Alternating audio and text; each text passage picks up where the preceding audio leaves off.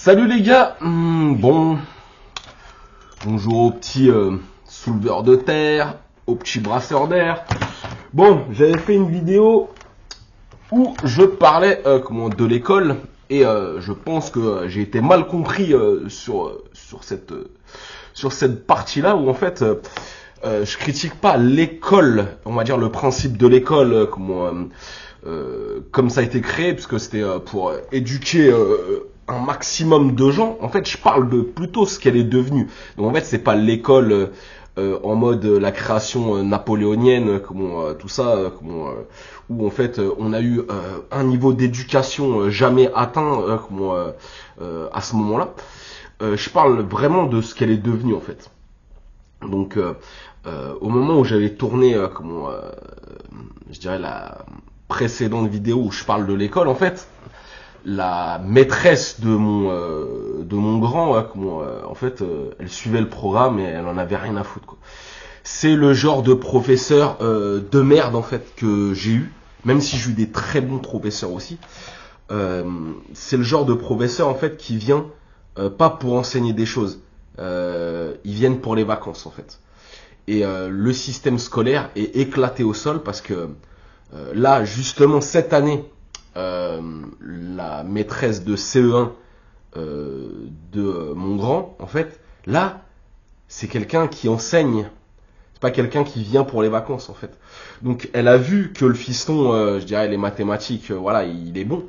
Mais je pense qu'elle avait pas vu à quel point il était bon, parce qu'elle nous a demandé un rendez-vous, donc on y allait, et du coup, bah voilà, on parle, tout ça, et puis je dis, bah ouais, le fiston, il fait des multiplications à 3 chiffres. Et le boug, il a pris un crayon, moi j'en ai pas à côté, et puis il est là, il écrit au tableau les multiplications, 12 x 12 égale 144. Ah, il était sur le cul, parce que voilà, il a que 7 ans en fait. Et du coup, c'est hallucinant que en fait, on nous demande, nous en tant que parents, l'autorisation de faire des travaux en plus en fait. Genre, est-ce que tu nous autorises à enseigner plus à ton fils? Bah bien sûr que oui en fait, c'est complètement stupide en fait. Et c'est ça, je pense, qui a été mal compris, où en fait quand je parle de l'école, et quand je dis il n'y a pas de mauvais élèves, il y a que des mauvais professeurs, bien entendu, le boug qui écoute rien, pour moi c'est même pas un élève en fait, c'est genre il écoute pas, tu vois, genre il est au fond de la classe pour le radiateur. Parfois au fond de la classe direct, avec des mondes et Y, dissipé, défoncé, peut mieux faire. Lui il écoute pas, donc lui c'est pas un mauvais élève, c'est une mauvaise personne en fait. Du coup tu peux rien enseigner à quelqu'un qui n'écoute pas en fait. Par contre, voir que l'élève il est bien au-dessus du lot et on va dire lui donner des trucs en plus, c'est ton devoir en tant que professeur, en tant que on va dire précepteur, même si voilà on appelle ça des maîtresses, des professeurs, tout ça, c'est ton devoir en fait. Et celui qui comprend pas en fait, c'est aussi ton devoir de le ramener en haut, de le tirer vers le haut, tu vois. Excusez-moi, je suis désolé, mais je suis obligé de faire ça. Moi, je pense à tout le monde, hein. Ceux qui sont à la traîne, faut bien leur expliquer. C'est pas parce que le programme il est là, si tous tes élèves ils sont là, bah en fait tu dois les emmener là en fait. C'est ça le truc. C'est aussi dans le concept de ma chaîne, c'est on s'améliore en fait. C'est que c'est en étant passionné qu'on devient passionnant en fait. Parle-leur de ta passion avec passion. Et quand j'étais gamin, je disais à mes parents, ouais, mais lui c'est un mauvais professeur, tout ça. Et j'avais pas encore la notion que j'ai maintenant de, il y a pas de mauvais élèves, il y a que des mauvais professeurs. Mais du coup, j'avais réussi à trouver avec mes mots, à faire comprendre à mes parents que j'ai raison. En fait, c'est pas moi qui me dort la pilule. En fait, c'est que je leur dis comment c'est possible en fait que dans une matière, genre je passe en 6e en mathématiques à 19,5 toute l'année, à 2 ans après, à peine la moyenne. C'est qu'en fait, les gens savent pas expliquer en fait. Et moi, j'avais un problème. Si je comprends pas à quoi ça sert, ça rentre pas en fait. Si tu me montres pas l'utilité, en fait, je peux pas en fait. Et ce qui est complètement stupide, parce qu'il n'y a qu'à appliquer ce qu'on me dit en fait. Sauf que c'est pas dans mon tempérament en fait. Si tu me dis vas-y fais ça et je comprends pas à quoi ça sert, voilà. Bon, maintenant je vais réussir à le faire avec l'âge, mais en étant plus jeune c'était impossible en fait. Sauf que c'est à toi en tant que professeur de t'adapter et de me faire comprendre à quoi ça sert en fait. Et du coup, il y avait aussi des matières sur lesquelles j'étais éclaté, parce qu'en fait, j'ai jamais eu de professeur qui était passionnant. Et je me rappelle d'un professeur, il était bientôt à l'âge de la retraite. En tout cas, je veux dire, voilà, il avait le cliché du professeur de français, genre les cheveux longs, la sacoche, le paquet de fleurs de maïs. Donc c'est moi qui, en attendant, vais assurer les cours. Enfin voilà, bon j'exagère, mais parce que je fumais pas, mais voilà, genre il était habillé vraiment le cliché, le mec perdu dans ses bouquins. Et le gars, il était passionnant. Il me parlait de trucs, honnêtement, avec le recul, j'en avais absolument rien à foutre.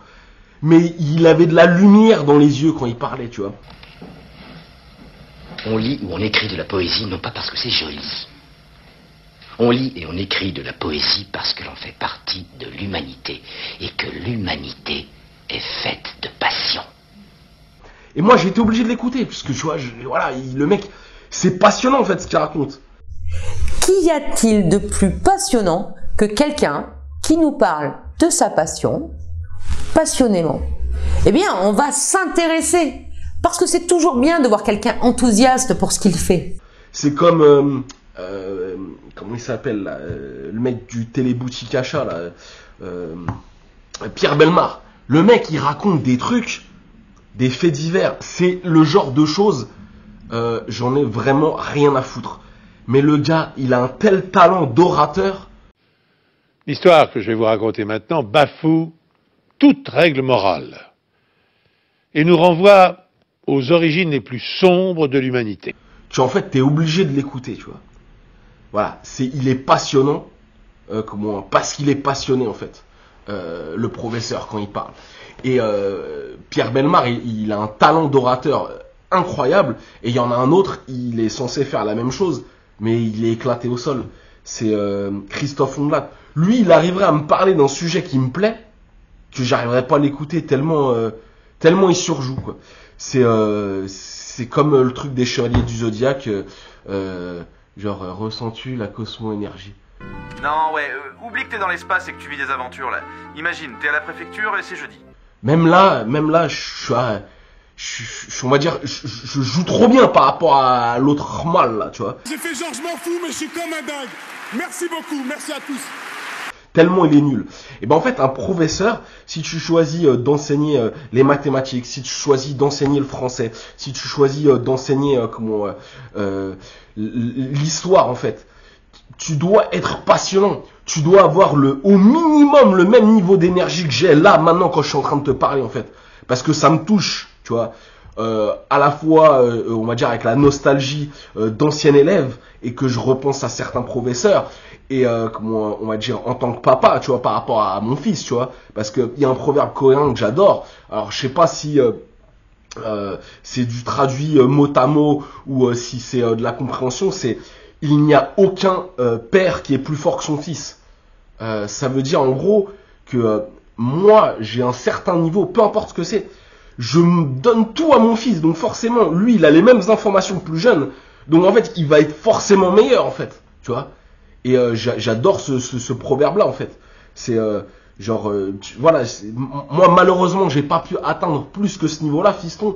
Ben voilà, je te donne toutes les clés pour démarrer le plus rapidement à ce niveau-là. Donc en fait tu te dois, tu vois, d'être à ce niveau-là et tes enfants à ce niveau-là, et voilà, et là on est hors champ, tu vois.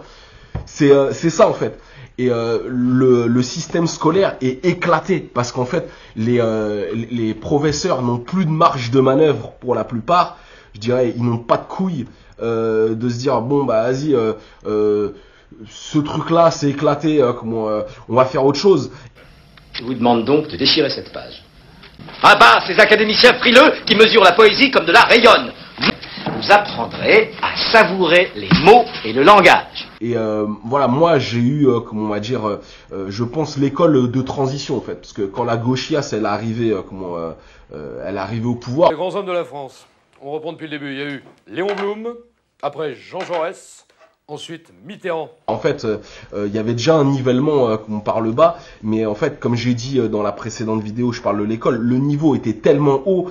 Et on va dire la dégringolade, on va dire, était, je n'y ferai jamais assez de caméra, était, voilà, c'était tout doucement. Et puis là, on est en chute libre en fait. Genre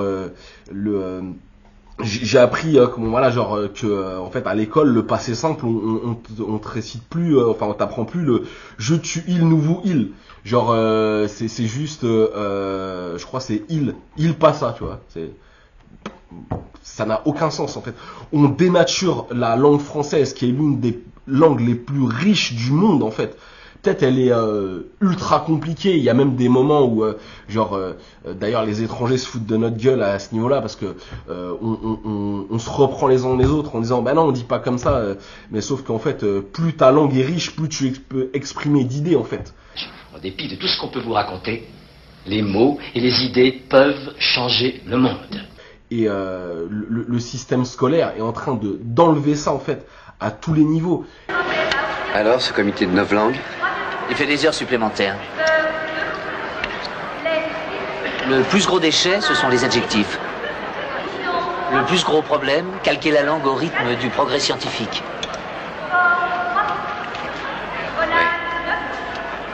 Quelle belle chose que la destruction des mots.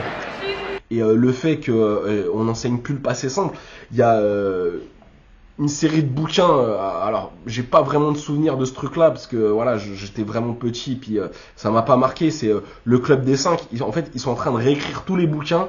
C'est de réécrire tous ces livres. En changeant les temps parce qu'en fait les enfants ne sont plus capables de les lire en fait. Alors oui, l'école napoléonienne c'est une très très bonne chose parce que ça a permis on va dire à des gens qui étaient dans la campagne perdue, d'avoir un certain niveau d'éducation, ce qui n'existait pas il y a 500 ans, parce que être lettré, c'était, on va dire, destiné à une élite. Sauf que voilà, moi ce que je reproche, c'est qu'on retourne vers ça en fait. Alors le niveau moyen, le niveau de base, on va dire, oui, il existe toujours, parce qu'en fait, ça te permet, de faire tes additions, tes soustractions, pour te faire entuber, au supermarché et à payer tes factures. Mais ça te permet plus, on va dire, si t'es pas poussé par des bons professeurs, à t'élever en fait, tu vois, on va dire, à grandir en fait, à devenir, on va dire, une meilleure personne. Et c'est ça vraiment que je reproche à l'école en fait. Et l'école de base, le mot école, oui, c'est une bonne chose. Le système scolaire, l'éducation nationale, c'est devenu de la merde en fait. Et voilà, on va dire, voilà, quand j'ai expliqué mon point de vue dans la vidéo concernant l'école, en fait, voilà, mes propos ont été mal compris parce que j'ai reparlé de ça avec quelques personnes, on va dire, avec qui j'ai travaillé, je dirais, il y a quelques temps. Et c'est vrai que, voilà, la personne en question, je vais pas la citer, mais elle se reconnaîtra parce que je sais qu'elle regardera la vidéo. Voilà, son épouse, je dirais, est arrivée en France, je crois vers les 13-14 ans, je m'en rappelle plus. Et ça lui a permis d'apprendre le français, des choses comme ça. Et Dieu merci qu'on ait ce genre de choses. Mais ça date d'une certaine époque en fait. Et le nivellement est par le bas en fait. Et comme je l'ai dit dans la vidéo précédente, ok, pour les mathématiques, mon fils, il a un certain niveau. C'est aux gens de l'école de le tirer encore plus vers le haut et de tirer les élèves qui sont en dessous au-delà de ce niveau-là. Sauf qu'en fait, j'ai dit aussi que plus jeune, il avait des retards en langage. Et ben, c'est à mon fils de rattraper le retard. C'est pas aux autres élèves d'être au niveau de mon fils pour ce truc-là, en fait. On doit tirer les gens vers le haut. On a une direction, c'est être meilleur, en fait. Être meilleur que soi-même. Comme je l'ai dit, les autres, on en a rien à foutre. Bien entendu, il faut un programme, une ligne de conduite, sinon c'est n'importe quoi, c'est freestyle. Nowadays, people tend to look over the real art of DJing. Mais c'est le devoir des professeurs on va dire, pas d'éduquer les enfants, ça c'est notre devoir en tant que parents, mais l'école est là pour leur donner un certain niveau de connaissance. Et voilà, je pense que l'amalgame on va dire, a été sur ce point-là, en fait. Et du coup, voilà, soit mon ami a mal compris, ou soit je me suis mal exprimé, mais du coup, voilà, je corrige le tir sur ce truc-là, parce que si je me suis mal exprimé, il y a d'autres personnes qui ont mal compris comme lui. Et si on va dire je me suis bien exprimé et qu'il a mal compris, voilà, je veux dire, je suis pas son professeur, mais c'est dans la même démarche. En fait, si je dis quelque chose et que c'est mal compris, je me dois de changer on va dire, la tournure de phrase pour que ce que je dise soit compris comme je le souhaite, en fait. Donc c'est la même démarche, en fait. Donc là je parle de professeur, mais c'est pareil dans les relations humaines. Si tu dis quelque chose et que la personne n'a pas compris, c'est que c'est toi qui t'es pas bien exprimé par rapport à comment la personne comprend, en fait. C'est ça la remise en question, en fait. La remise en question permanente et la quête d'être une personne meilleure, en fait. Voilà. Donc j'espère que j'aurai clarifié la situation, et je pense qu'il y aura quelques updates par rapport à l'éducation. Et voilà, le mot de la fin, c'est ne déléguez pas l'éducation de vos enfants à l'école. Et par contre, dès que vous voyez un bon professeur, je dirais saluer son travail, parce que je pense que ça peut être compliqué, en fait, par rapport à comment est fait le système scolaire, où dès que tu sors de la ligne, on va dire, on te met un tacle et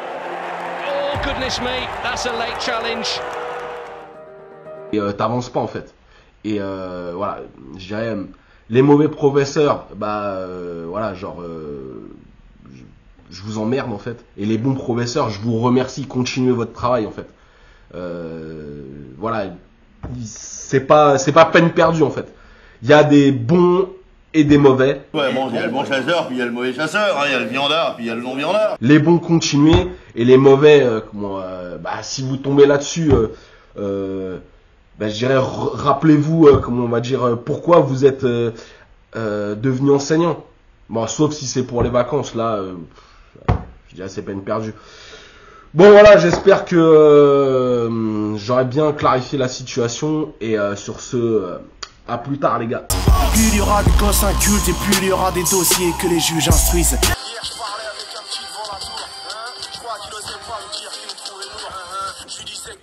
Appellerait les secours, personne, quand il va décider de mettre fin à ses cours. Ouais, je sais, mon frère, tu veux faire la fête. Je suis désolé, ma gueule, mais j'ai pas la recette. Chaque jour ici, on compte une défaite. Chaque jour ici, la même histoire se répète. Soulève la terre, arrête de brasser de l'air.